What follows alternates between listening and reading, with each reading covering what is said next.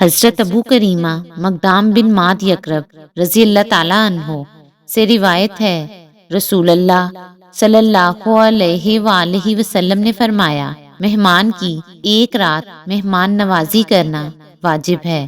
اگر مہمان صبح تک اس کے گھر رہا اور اس نے مہمانی نہ کی تو یہ اس صاحب خانہ پر قرض ہے۔ مہمان چاہے تو اس کا مطالبہ کر کے وصول کر لے، چاہے تو چھوڑ دے۔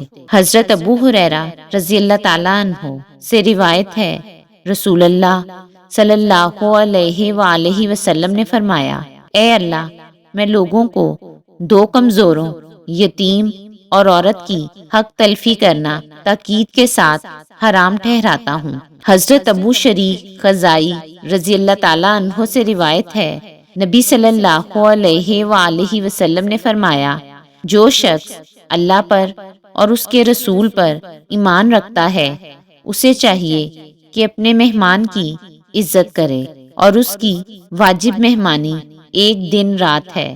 مہمان کے لیے اپنے دوست میزبان کے ہاں اتنا عرصہ ٹھہرے رہنا جائز نہیں کہ وہ میزبان تنگی محسوس کرے۔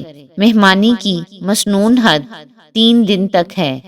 3 دن کے بعد وہ جو کچھ اس پر خرچ کرتا ہے وہ صدقہ ہے۔